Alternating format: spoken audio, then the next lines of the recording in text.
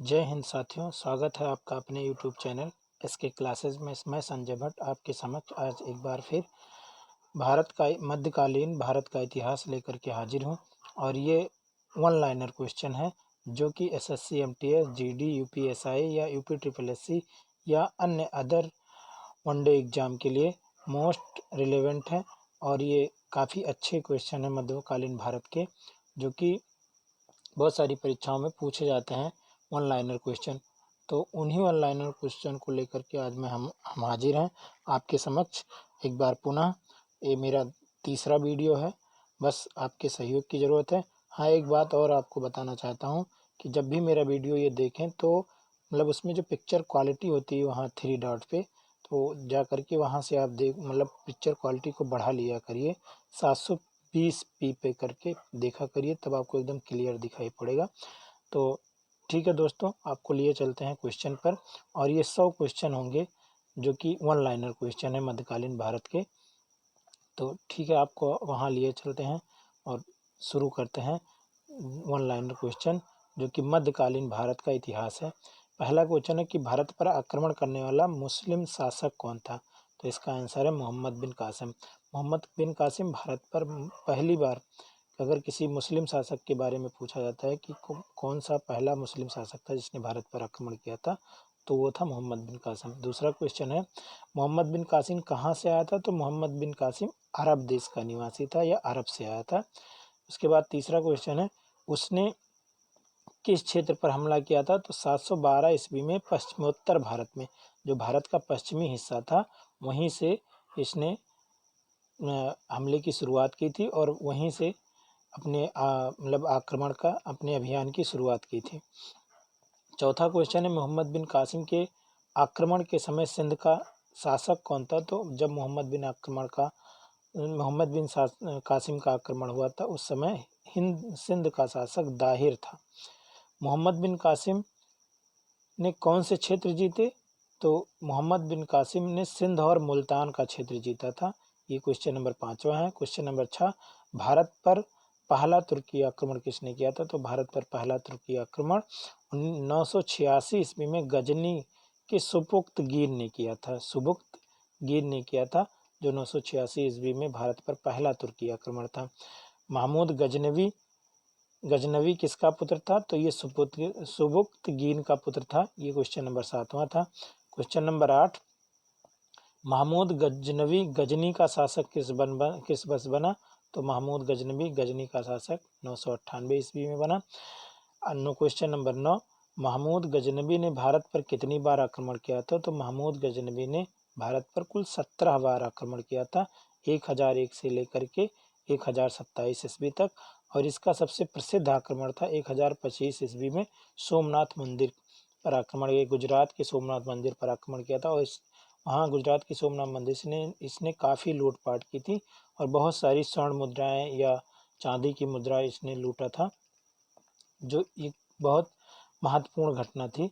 इसके बाद 10वां क्वेश्चन है कि 1001 ईस्वी में गजनवी के आक्रमण का सामना किस हिंदू शाही शासक ने किया था? तो वो जयपाल था। वो गुजरात का शासक था जयपाल, उसने गजनवी का सामना किया था। क्वेश्चन नंबर 11, गजनवी ने मुल्तान पर पहला हमला कब बोला था? तो गजनवी ने मुल्तान पर हमला 1006 ईस्वी में बोला था। क्वेश्चन नंबर 12, जब गजनवी ने मुल्तान पर आक्रमण किया तब मुल्तान का शासक कौन था? तो जब गजनवी ने मुल्तान पर आक्रमण किया था तब वहाँ का शासक था अब्दुल फतह दाऊद। क्वेश्चन नंबर 14, सोमनाथ पर किसने आक्रमण किया था? तो सोमनाथ पर महमूद गजनवी ने आक्रमण 1025 ईस्वी में किया था। ये हमने आपको पहले ही बता दिया था।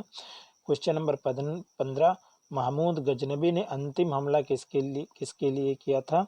तो महमूद गजनवी ने अंतिम हमला या अंतिम इसका अभियान था जाटों के विरुद्ध, जाटों के विद्रोह को दबाने के लिए, जो कि जाटों के विरुद्ध किया गया था। क्वेश्चन नंबर 16, भारत में तुर्की राज्य का संस्थापक किसे माना जाता है? तो भारत में तुर्की राज्य की स्थापना करने का श्रेय जाता है मोहम्मद गौरी को।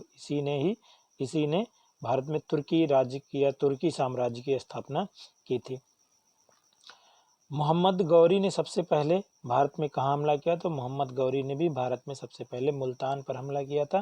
क्वेश्चन नंबर 18, मुल्तान पर आक्रमण के समय किस शासक के हाथों से उसे हार का मुंह देखना पड़ा था? तो जब इसने मुल्तान पर आक्रमण किया था मोहम्मद गौरी ने, तो गुजरात के शासक मूलराज के हाथों इसे हार का सामना करना पड़ा था। फिर क्वेश्चन नंबर 19, ताइराइन के प्रथम युद्ध कब हुआ था? तो ताइराइन का प्रथम युद्ध 1191 ईस्वी में मोहम्मद गौरी और पृथ्वीराज चौहान के बीच हुआ था, जिसमें पृथ्वीराज चौहान विजयी हुआ था। और उसी मैदान में एक साल बाद ताइराइन का द्वितीय युद्ध हुआ था, और द्वितीय युद्ध में मोहम्मद गौरी विजयी हुआ था, और जबकि पृथ्वीराज चौहान हार गए थे। पृथ्वीराज चौहान को पृथ्वीराज तृतीय के नाम से जाना जाता है। क्वेश्चन नंबर 21, पृथ्वीराज चौहान को बंदी बनाकर मोहम्मद गौरी कहाँ ले गया था? तो पृथ्वीराज चौहान को बंदी बनाकर मोहम्मद गौरी अफगानिस्तान ले गया था। फिर 1194 ईस्वी में एक युद्ध हुआ था जिसका चंदावर के नाम से जाना जाता है। तो क्वेश्चन नंबर 22 है कि चंदावर के युद्ध 1194 ईस्वी में मोहम्मद गौरी ने किसे हराया था? तो चंदावर के युद्ध में मोहम्मद गौरी ने कन्नौज के गढ़वाल शासक जयचंद को हराया था। ये चंदावर का युद्ध मोहम्मद गौरी और जयचंद के बीच हुआ था, जिसमें मोहम्मद गौरी की विजय हुई थी और जयचंद की पराजय। क्वेश्चन नंबर 23, मोहम्मद गौरी ने किसे दिल्ली और उसके आसपास के इलाकों को सौंपा? तो मोहम्मद गौरी ने दिल्ली और उसके आसपास को इलाकों को सौंपने का काम दिया था कुतुबुद्दीन ऐबक को। क्वेश्चन नंबर 24, किसने नालंदा तथा विक्रमशिला को नष्ट किया था? तो नालंदा और विक्रमशिला को नष्ट करने का श्रेय जाता है बख्तियार खिलजी या मोहम्मद गौरी का सेनापति था। Question number 25, question number 25, Bakhtiyar Khilji कैसे मारा गया? तो बख्तियार खिलजी 1206 ईस्वी में खोखरों के साथ युद्ध में खिलजी मारा गया। जो एक युद्ध हुआ था खोखरों के साथ, उसी में बख्तियार खिलजी मारा गया था। क्वेश्चन नंबर 26, गुलाम वंश क्या है? तो गुलाम वंश के दौरान कुतुबुद्दीन ऐबक ने कुतुबी, इल्तुतमिश ने शमसी और बलवन ने बलवनी शासन की नींव रखी थी। गुलाम वंश को और किस नामों से जाना जाता है या किन नामों से जाना जाता है? तो गुलाम वंश को इलबरी, ममलूक तथा दास वंश के नाम से जाना जाता है। क्वेश्चन नंबर 28, दिल्ली का पहला तुर्क शासक किसे माना जाता है? तो कुतुबुद्दीन ऐबक दिल्ली का पहला या दिल्ली सल्तनत का पहला तुर्क शासक था। क्वेश्चन नंबर 29, किसकी मृत्यु के बाद कुतुबुद्दीन ऐबक ने स्वयं को लाहौर का स्वतंत्र शासक घोषित किया था? तो मोहम्मद गौरी की मृत्यु के बाद कुतुबुद्दीन ऐबक स्वयं को लाहौर का स्वतंत्र शासक घोषित किया था। क्वेश्चन नंबर 30, किस सेनापति की मदद से कुतुबुद्दीन ने बंगाल को अपने अधीन कर लिया था? तो कैमाज रूमी के सहायता से बंगाल को अपने अधीन कर लिया था। क्वेश्चन नंबर 31, कुतुबुद्दीन ने बंगाल का सूबेदार किसे नियुक्त किया था? तो कुतुबुद्दीन ने अली मर्दन खां को बंगाल का सूबेदार नियुक्त किया था। क्वेश्चन नंबर 32, कुतुबुद्दीन ऐबक को उसकी उदारता की वजह से क्या कहा जाता था? तो कुतुबुद्दीन ऐबक को उसकी उदारता की वजह से लाख बख्श के नाम से जाना जाता था। लाख बख्श का मतलब होता है लाखों का दान देने वाला। क्वेश्चन नंबर 33, कुतुब मीनार किसने बनवाया था? तो कुतुब मीनार को कुतुबुद्दीन ऐबक ने बनवाया था, बाकी कुछ हिस्से को इल्तुतमिश ने पूरा करवाया था। कुतुब मीनार की ऊंचाई, क्वेश्चन नंबर 34 की कुतुब मीनार की ऊंचाई कितनी होती है? तो कुतुब मीनार की ऊंचाई 234 फीट है। क्वेश्चन नंबर 35, दिल्ली में कुतुब उल इस्लाम मस्जिद और अजमेर में 2.5 दिन का झोपड़ा किसने बनवाया था? तो इन दोनों इमारतों को बनवाने का काम किया था कुतुबुद्दीन ऐबक ने। क्वेश्चन नंबर 36, कुतुबुद्दीन ऐबक का मकबरा कहाँ है? तो कुतुबुद्दीन ऐबक का मकबरा लाहौर में है। क्वेश्चन नंबर 37, कुतुबुद्दीन ऐबक की मौत के बाद किसे दिल्ली का शासक बनाया गया? तो कुतुबुद्दीन ऐबक की मौत के बाद आराम शाह को दिल्ली का शासक बनाया गया, जो कि एक अयोग्य शासक था। क्वेश्चन नंबर 38, इल्तुतमिश को किसने शासक बनाया? तो दिल्ली के अमीरों ने इल्तुतमिश को शासक बनाने में महत्वपूर्ण भूमिका निभाई थी। क्वेश्चन नंबर 40, तुर्क ए चहलगानी क्या है? तो बलवन द्वारा नहीं, ये इल्तुतमिश द्वारा गठित 40 तुर्क सरदारों का एक दल, इसे इल्तुतमिश ने बनाया था और इसे बलबन ने खत्म कर दिया था। ऐसा था, थोड़ी सी हमसे मिस्टेक हो गई। तुर्क ए चहलगानी क्या है कि 40 तुर्क सरदारों का एक दल था, इसे इल्तुतमिश ने बनाया था, जबकि बलबन ने इसे समाप्त कर दिया था। आगे भी वो क्वेश्चन आएगा भी। क्वेश्चन नंबर 41, इल्तुतमिश के शासनकाल में किसने पश्चिम उत्तर भारत पर आक्रमण किया था? तो इल्तुतमिश के शासनकाल में पश्चिम उत्तर भारत में आक्रमण करने का श्रेय जाता है मंगोल शासक चंगेज खां को। चंगेज खां ने ही इल्तुतमिश के समय में भारत पर आक्रमण किया था। क्वेश्चन नंबर 42, इल्तुतमिश ने किसे बंगाल का गवर्नर नियुक्त किया था? तो इल्तुतमिश ने हुसामुद्दीन को बंगाल का गवर्नर नियुक्त किया था। क्वेश्चन नंबर 43, किसने उज्जैन पर आक्रमण कर महाकाल मंदिर लूटा? तो इल्तुतमिश ने 1234 से 35 ईस्वी में उज्जैन के महाकाल मंदिर पर आक्रमण करके वहां काफी लूटपाट मचाई थी। क्वेश्चन नंबर 44, इल्तुतमिश ने कौन सी व्यवस्था लागू की थी? तो इल्तुतमिश ने इक्तादारी की प्रथा लागू की थी या इक्तादारी की व्यवस्था लागू की थी। क्वेश्चन नंबर 45, उसने किस नाम से सिक्के चलाए? तो इल्तुतमिश ने जीतल व टंका के नाम से सिक्के चलाए थे। रजिया सुल्तान के बारे में, तो रजिया सुल्तान 1236 से 1240 तक गुलाम दिल्ली सल्तनत की शासिका रही और ये भारत की प्रथम महिला शासिका के नाम से जानी जाती है, जो कि इल्तुतमिश की बेटी थी। इल्तुतमिश ने अपनी ही बेटी रजिया को उत्तराधिकारी बनाया। रजिया दिल्ली सल्तनत की पहली और अंतिम महिला शासिका थी। 1236 में वह दिल्ली की गद्दी पर बैठी। रजिया बेगम ने जलालुद्दीन याकूत को अमीर आखूर नियुक्त किया तथा भटिंडा के सूबेदार अल्तुनिया से रजिया ने शादी की थी। इसी बीच इल्तुतमिश के एक पुत्र बहराम शाह ने सत्ता हथिया ली और भटिंडा से दिल्ली आते वक्त रजिया व अल्तुनिया की हत्या कैथल के निकट कर दी गई। इतिहासकार मिनहाज उस सिराज के मुताबिक रजिया का स्त्री होना उसके पतन का कारण था। ये एक इतिहासकार थे, उन्होंने कहा था कि रजिया का स्त्री होना ही उसके पतन का कारण था। क्वेश्चन नंबर 47, जलालुद्दीन फिरोज खिलजी दिल्ली की गद्दी पर कब बैठा? तो जलालुद्दीन फिरोज खिलजी 1290 ईस्वी में दिल्ली की गद्दी पर बैठा।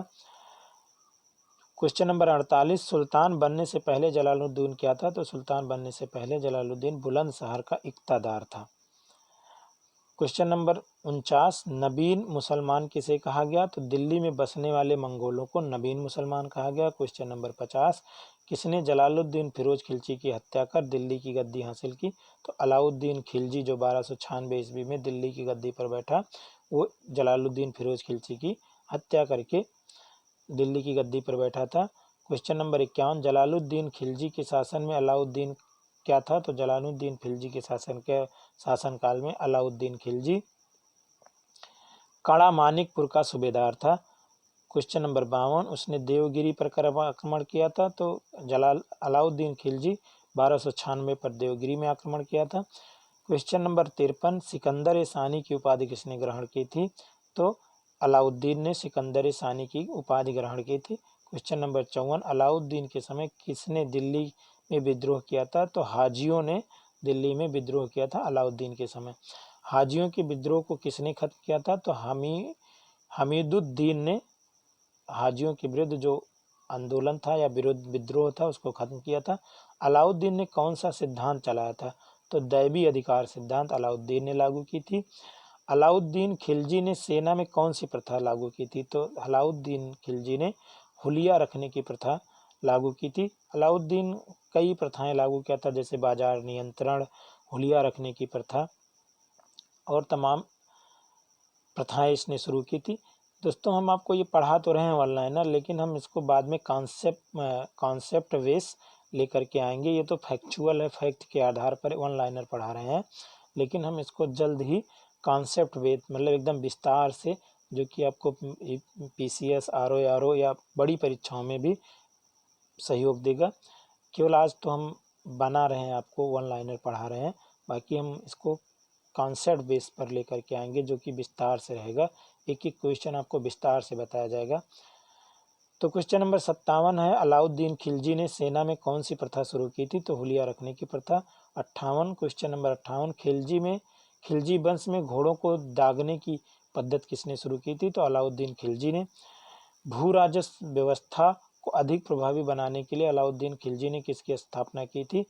ये क्वेश्चन नंबर 59 है। दीवान ए मुफ्त खराज की व्यवस्था लागू की थी भू राजस्व व्यवस्था को अधिक प्रभावी बनाने के लिए अलाउद्दीन खिलजी ने। क्वेश्चन नंबर 60, अलाउद्दीन का प्रसिद्ध सेनापति कौन था जिसने दक्षिण भारत अभियान का नेतृत्व था? तो अलाउद्दीन खिलजी का प्रसिद्ध सेनापति मलिक काफूर था, जो दक्षिण भारत के अभियान का नेतृत्व किया था और उसने वहाँ कई राज्य भी जीते थे मलिक काफूर ने।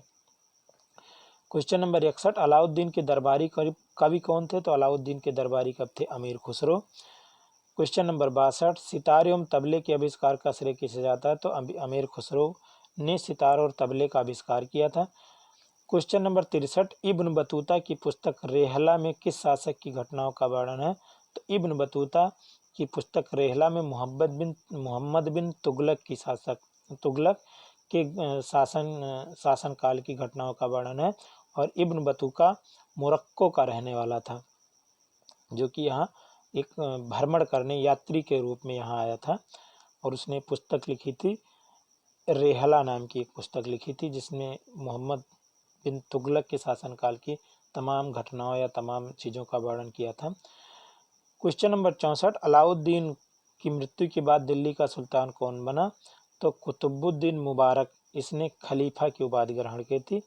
क्वेश्चन नंबर 65, गयासुद्दीन तुगलक 1320 से 1325, गयासुद्दीन तुगलक का मूल नाम क्या था? तो गयासुद्दीन तुगलक का मूल नाम था गाजी तुगलक या गाजी बेग तुगलक। क्वेश्चन नंबर 66, किस शासक ने कृषि उत्पादन में वृद्धि की और सबसे पहले ध्यान दिया? तो गयासुद्दीन तुगलक ने कृषि उत्पादन वृद्धि की ओर सबसे पहले ध्यान दिया था। क्वेश्चन नंबर 67, गयासुद्दीन तुगलक ने किस नगर की स्थापना की थी? तो तुगलकाबाद नामक नगर की स्थापना गयासुद्दीन तुगलक ने की थी।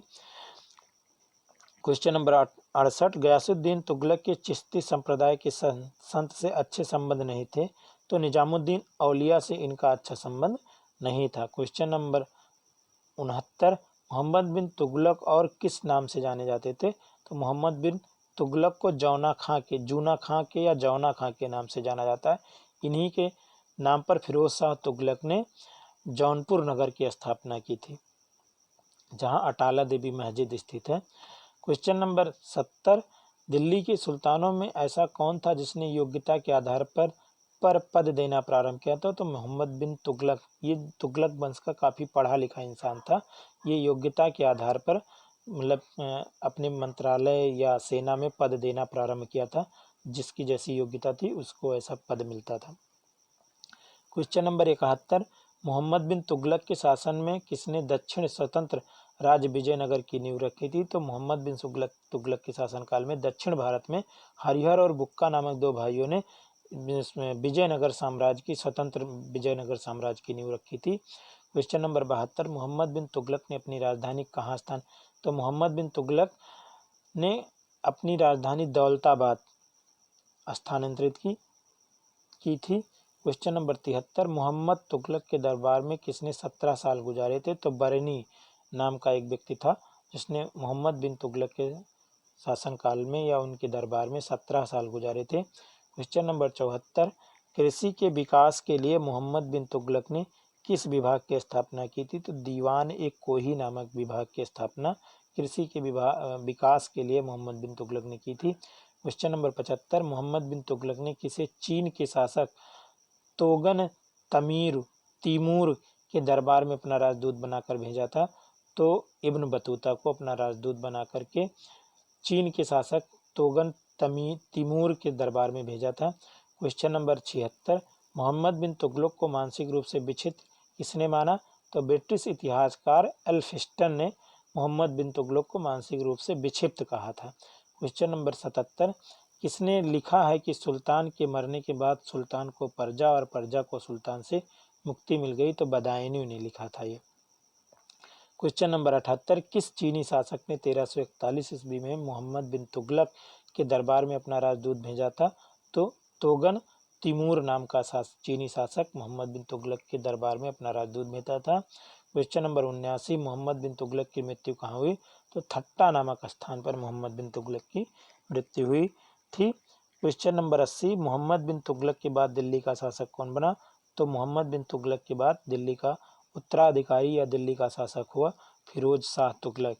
इसी ने जौना खां के नाम पर जौनपुर नगर की स्थापना की थी। क्वेश्चन नंबर 81, फिरोज तुगलक किसका बेटा था? तो ये गयासुद्दीन के छोटे भाई रज्जब का बेटा था। क्वेश्चन नंबर 82, हिंदू माता से उत्पन्न पहला मुस्लिम शासक कौन था? तो फिरोज शाह तुगलक था। क्वेश्चन नंबर 83, फिरोज शाह तुगलक ने इस्लामी कानूनों द्वारा स्वीकृत कौन से कर लगाए थे? तो फिरोज शाह तुगलक ने इस्लामी कानूनों के द्वारा खराज, खम्स और जजिया तथा जगात नामक कर लगाए थे। क्वेश्चन नंबर 84, गरीबों की सहायता के लिए फिरोज शाह ने किस विभाग की स्थापना की थी? तो गरीबों की सहायता के लिए फिरोज शाह ने दीवान ए खैरात नामक दान विभाग की स्थापना की थी। ये बहुत पूछा जाता है कि फिरोज शाह तुगलक ने गरीबों की सहायता के लिए किस विभाग की स्थापना की थी? तो दीवान ए खैरात या दान विभाग जिसे कहा जाता है, इसकी स्थापना की थी। क्वेश्चन नंबर 85, सिंचाई की सुविधा के लिए फिरोज शाह तुगलक ने कितने नहर बनवाए थे? तो 5 नहरों का निर्माण फिरोज शाह तुगलक ने कराया था सिंचाई की सुविधा के लिए। क्वेश्चन नंबर 86, फिरोज शाह ने कितनी कृत्रिम झीलों का निर्माण कराया था? तो 30 कृत्रिम झील बनवाए थे। क्वेश्चन नंबर 87, फिरोज शाह ने किस नाम से सिक्के चलाए थे? तो अधूदा, बिख और ससगानी नाम से सिक्के चलाए थे। ये ससगानी वाला पूछा जाता है कि फिरोज शाह ने किस नाम से सिक्के चलाए थे, उसमें एक ऑप्शन ये ससगानी जरूर रहता है। क्वेश्चन नंबर 88, किसने सैन्य सेवा को वंशानुगत बनाया? तो फिरोज शाह तुगलक ने सैन्य सेवा को वंशानुगत कर दिया था। क्वेश्चन नंबर 89, फिरोज शाह ने कहाँ से अशोक स्तंभ मंगवाकर फिरोज शाह कोटला में स्थापित किया था? तो मेरठ तथा टोपरा से मंगवाकर फिरोज शाह कोटला के मैदान में अशोक का स्तंभ स्थापित किया था। क्वेश्चन नंबर 90, फतवा ये जहांदारी और तारीखें ये फिरोज शाही की रचना किसने की थी? तो बरनी ने की थी। क्वेश्चन नंबर 91, फिरोज शाह तुगलक ने अपनी आत्मकथा किस नाम से लिखी थी? तो फतुहात ए फिरोज शाही के नाम से अपनी आत्मकथा फिरोज शाह तुगलक ने लिखी थी। तुगलक वंश का अंतिम शासक कौन था? क्वेश्चन नंबर 92, तो नसीरुद्दीन मोहम्मद तुगलक वंश का अंतिम शासक था। क्वेश्चन नंबर 93, किसके शासन में 1398 तैमूर ने दिल्ली पर आक्रमण किया था? तो नासिरुद्दीन मोहम्मद तुगलक के शासनकाल में तैमूर लंग ने भारत पर 1398 में आक्रमण किया था। क्वेश्चन नंबर 94, तैमूर लंग ने भारत पर आक्रमण कब किया? तो 1398। क्वेश्चन नंबर 95, तैमूर लंग ने किसे मुल्तान, लाहौर और दीपालपुर का शासक नियुक्त किया था? तो खिरज खां को तैमूर लंग ने दीपालपुर का, लाहौर और मुल्तान का शासक नियुक्त किया था। क्वेश्चन नंबर 96, तैमूर लंग ने कितने दिनों तक दिल्ली को लूटा? तो 15 दिनों तक दिल्ली को लूटने का कार्य तैमूर लंग ने किया था। क्वेश्चन नंबर 98, विजयनगर साम्राज्य की स्थापना किसने की थी? तो विजयनगर साम्राज्य की स्थापना हरिहर और बुक्का नामक 2 सगे भाइयों ने की थी। क्वेश्चन नंबर 99, हरिहर बुक्का ने किसकी मदद से विजयनगर साम्राज्य की स्थापना की थी? तो अपने गुरु विद्यारण राय के देखरेख में विजयनगर साम्राज्य की स्थापना या उनके आशीर्वाद से विजयनगर साम्राज्य की स्थापना की थी। क्वेश्चन नंबर 100, संगम वंश। तो संगम वंश 1336 से 1485 तक विजयनगर का पहला शासक हरिहर प्रथम था। हरिहर के बाद गद्दी पर कौन बैठा? तो बुक्का बैठा। किसने तुंगभद्रा नदी पर बांध बनवाया था? तो देवराय प्रथम ने तुंगभद्रा नदी पर बांध बनवाने का कार्य किया था। देवराय प्रथम ने अपनी पुत्री की शादी किसके साथ की थी? तो देवराय प्रथम ने अपनी पुत्री की शादी बहमनी राजा फिरोज शाह के साथ किया था। क्वेश्चन नंबर 104, हरिवालासम की रचना किसने की थी? तो तेलुगु कवि श्रीनाथ ने। क्वेश्चन नंबर 105, महानाटक सुधा निधि और ब्रह्मसूत्र का टीका किसने लिखा? तो देवराय द्वितीय ने। किसने दहेज प्रथा को अवैधानिक घोषित किया था? तो देवराय द्वितीय ने। क्वेश्चन नंबर 107, सालू वंश कौन था? तो सालू वंश का शासनकाल 1485 से 1502 तक चला। तो दोस्तों यहीं हमारा वीडियो समाप्त होता है। और इसके बाद ये 1 लाइनर क्वेश्चन था जो हम आप लोगों के समक्ष लेकर के आए। आगे हम इसको विस्तार पूर्वक समझाएंगे और एक एक वंश को, क्योंकि दिल्ली सल्तनत पर कुल 5 वंशों का अधिकार मतलब राज्य हुआ था। धीरे धीरे शुरुआत से लेकर के गुलाम वंश से लेकर के और अंतिम तक, तो उसको हम विस्तार से समझाएंगे और विस्तार से आप लोगों को पढ़ाएंगे, जहाँ से एक एक क्वेश्चन, काफ़ी अच्छे क्वेश्चन हम आपको समझाने और पढ़ाने का कार्य करेंगे। लेकिन ये आज वन लाइनर क्वेश्चन था, जो कई परीक्षाओं में यहाँ से आपको बहुत सारे प्रश्न मिलेंगे जो काफ़ी महत्वपूर्ण या इम्पोर्टेंट क्वेश्चन है। तो इसके लिए आपको करना क्या है कि मेरे वीडियो देखने हैं। अगर आपको अच्छा लगता है तो आपको और अपने दोस्तों या और सगे संबंधियों को इसको बताना है इस चैनल के बारे में, और लाइक करना है, शेयर करना है, सब्सक्राइब करना है। अगर आप लाइक शेयर सब्सक्राइब, एक लाइक शेयर सब्सक्राइब करते हैं तो आप हमारा सहयोग कर रहे हैं। इसके लिए हम आपका बहुत बहुत आभार व्यक्त करते हैं, और हम आपके आभारी रहेंगे अगर आप हमारे चैनल को लाइक शेयर सब्सक्राइब करते हैं। और अगर आप हमारा उत्साहवर्धन करेंगे लाइक शेयर सब्सक्राइब करके, तो हम आगे निरंतर नए नए वीडियो आपके समक्ष लेके आएंगे, जिसमें आपको काफ़ी लाभ होगा, और वही क्वेश्चन लेकर के आएंगे जो परीक्षाओं में पूछे जाने वाले होते हैं। आलतू फालतू क्वेश्चन नहीं लाएंगे। तो इसी के साथ हम अपना वीडियो समाप्त करते हैं दोस्तों। लाइक शेयर सब्सक्राइब जरूर करिएगा। जय हिंद, जय भारत।